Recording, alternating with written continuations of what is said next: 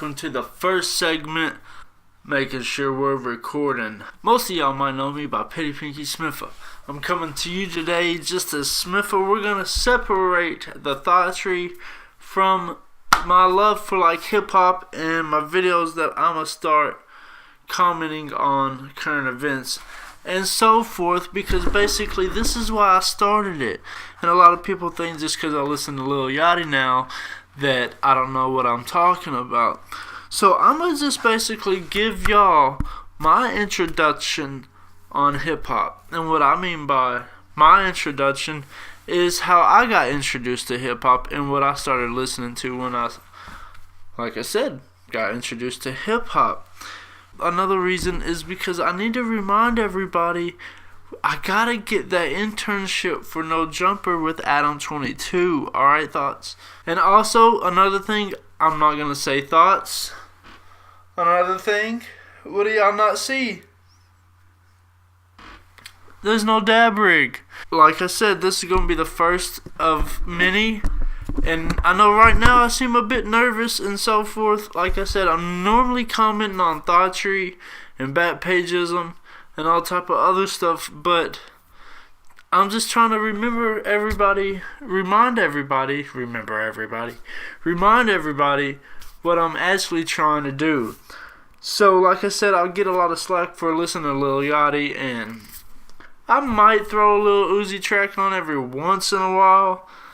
Not too much, and a lot of people really don't like 21 Savage, I come to find out, which I figure he's actually not bad if you think about, like, I guess his style, or, I mean, his lyrics could be a little bit better. When people talk about lyrics, I'm going to just go over some stuff with y'all that I grew up on, and we'll see how everybody feels. The first actual hard copy CD I bought, I mean, I guess it could have been a tape.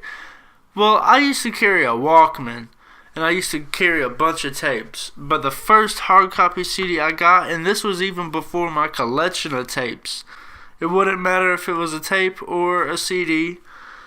The first hip-hop album I purchased was Master P Ghetto D. Now that shit was fire. A lot of people don't know, but Master P, see, this is what I'm saying. If we're gonna get on the Lil Yachty, we also gave Silk the Shocker a pass, and Crunchy Black from 3 Cents Mafia.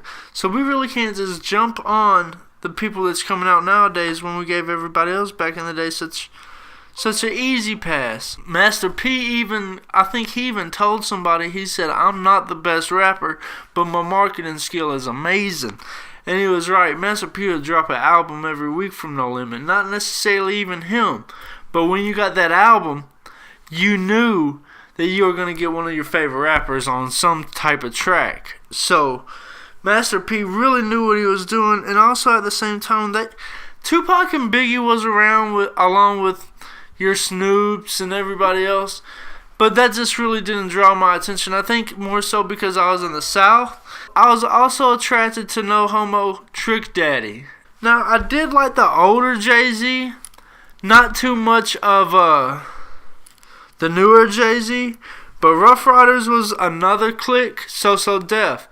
Everybody gives Bow Wow slack, which I can't really just go around listening to Bow Wow either. You can't really knock him though. He came in at 13 years old, and he was pretty successful back then. One time period I was a big fan of was the Cash Money time period.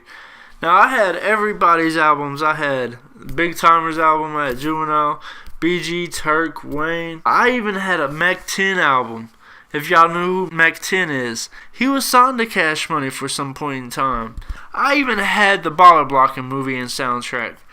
I also had the Choices movie and soundtrack from 3 Cents Mafia, if anybody knows about that. As we go on, like I said, Eve from Rough Riders was really dope. But speaking of female rappers, I was more so a fan of Missy Elliott, to say.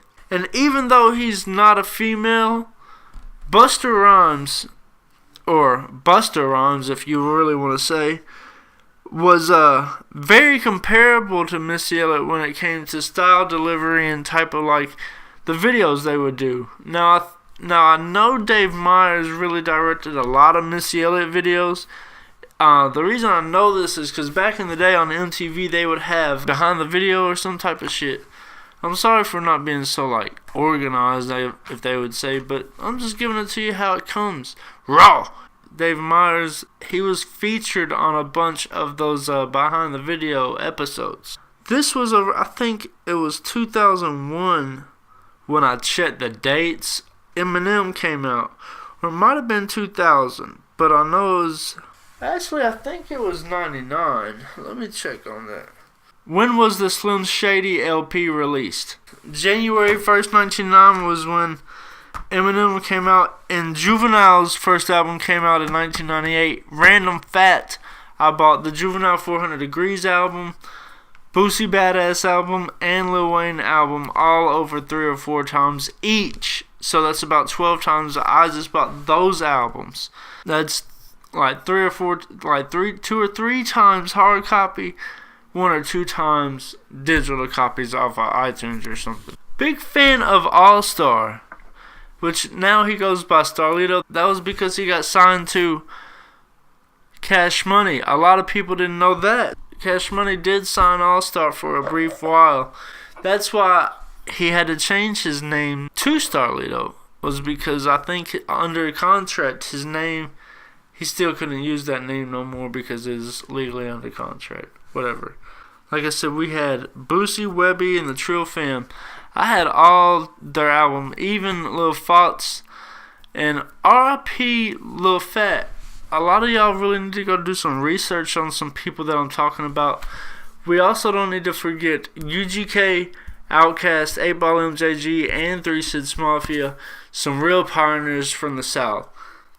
They really set a great way, especially when UGK did the collaboration with Jay-Z. That was really big for hip-hop, and probably one of Jay-Z's biggest songs to date. Not saying that he doesn't have any other hits, but I think that really made the South start fucking with Jay-Z a whole lot more, and the North start fucking with UGK more. It was pretty much an even swap. And also, random fact, Pimp C didn't even want to do Big Pimpin'. Nelly, we cannot even forget Nelly. Even though now his music is kind of corny, the music that he does put out, back in the day, I did fuck with the Country Grammar album. And I'm not even gonna lie, the Nellyville album wasn't too shady. One of my favorite rappers out of the group St. Lunatics that he was in was Murphy Lee. Now, Murphy Lee actually had some bars. Next, we're going to go to the crunk era. Lil Jon really set a wave when he came through with Put Your Hood Up, B.I.B.I. Man, that sounds so lame when I say it. And all the other hits he put out. Let's not forget Ludacris. Move, bitch. I was really turned on Lil Jon. I had all his albums up to the point where he started doing some type of like crunk rock or something. I kind of messed with it for a little while, and after that, didn't really mess with it. We also can't forget the Houston era, which not just forgetting about the first time when UGK came through the door, but when Mike Jones, Paul Wall, and Slim Thug came through with Still Tippin', that really knocked down a door for Houston. When Paul Wall, Mike Jones, and Slim Thug came through, that really put Houston on the map for a long time. Even when Pimp C was locked up, Bun B really held it down for a long time for Pimp C until he got out of jail. Like I was talking about the crunk era, we have the Houston era. Lil Jon, he had that one CD. It had Trillville and Lil Scrappy. It was the hardest shit. Next, we're coming around to where MySpace came around. Now, MySpace was a big factor when it came to music back in the day. Soulja Boy was the first one to come through. And as bad as a lot of people don't want to say it, Soulja Boy really set a wave for a couple one-hit wonders. Let's not forget DJ Unk, the GS Boys. DJ Unk had Walk It Out in two-step. GS Boys, they had Stanky Leg. FLY, I don't know if y'all remember. Swag Surfing. Roscoe Dash. I don't know what happened to Roscoe Dash. And also, we cannot forget Gucci Mane, Waka Flocka, and the whole Brick Squad. Man, the Brick Squad was killing shit for a long time. Now that Gucci's back, though, he is really fucking shit up. The Young Money era when Lil Wayne was fucking shit up, and they were doing the collaboration albums with the Bedrock and all that type of shit. They were really knocking stuff down. Oh, in the past couple years though, we've had like the Migos type flow and the trap feel with the Futures and the Young Thugs, and which to me, for a while, I really used to compare Future and Young Thug, but now I can definitely see the comparison. I guess they still kind of sound like on some songs they still kind of sound alike. You gotta think. Back in the day, Soulja Boy, around 2007, it was Soulja Boy and all that other like type of lean with it, rock with it type of music. Them Franchise Boys, we cannot forget them folks. Some real pioneers when it comes to snap or dive movement. So the people like Lil Yachty and Lil Uzi Vert, you can't get mad at them when that's what they were listening to back in the day, and that's what their music pretty much sounds like. We gave it a pass back in the day, but now we want to get mad about it. And also, like I said, we gave Crunchy Black, like 3 Cents Mafia, the reason, okay, I really need to talk about this, the production. If you go look at their sample list, maybe I'll find some and post it up on here, but if you go look at their sample list, it's ridiculous. I personally just can't get into J. Cole and Drake. I do like Kendrick when you put him in that category. One person that doesn't get a lot of credit is Fabulous. Fabulous is really dope when it comes to lyrics. Nowadays, since I'm like kind of closer to the modern days, I guess, like Migos and Future, now I like Still Starlito, Don Tripp. I used to like Kevin Gates. I was a big fan of Kevin Gates probably about 2-3 years ago. There it goes again, like Bankroll Fresh, Dobie. I really hate the fact that they had to die. But Kevin Gates, I really don't like his new stuff. Young Dolph is a person I really like, but Yo Gotti, I really don't like. I used to like his old stuff. I really banged all the Cocaine Musics all the way up to probably about Cocaine Music 7. And then after that, I kind of just quit messing with Yo Gotti. Man, my mouth is really dry. But I'm really glad I didn't take any dabs. I don't think I coughed once. I'm really going to try to start doing some videos on like current events that happen. I'm not going to do anything on the Soulja Boy stuff or anything right now. I thought about it. I thought about presenting my way in that form. Or I thought about doing my first video about something like that. But I figured I'd give y'all some background on what I grew up listening to. So maybe y'all understand where I'm coming from. And like I said, we can't get mad at the people that's making the music that comes out like it sounds now. When back in the day, that's what it was sounding like. And we gave it a pass. I said I really just want to give some people some background about my stuff. Some people I listen to now. Like I said, I've been listening to a lot of old Project Pat lately. I really like Young Dolph right now. The Salts Twins. Starlito, like I was saying. The Migos, like I said, I hate to say it, but I'm looking forward to seeing them. Suicide Boys, I didn't really mess with them at first. And pretty much, I'm going to just wrap it up. I just want to let y'all know I am going to start doing some stuff about current events with hip-hop and so forth. When in doubt, stick that pinky out. Young Buck, another one.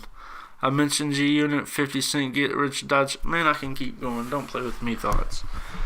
Oh, man, I said Thoughts. I'm not saying Thoughts in this video. I promise Thoughts.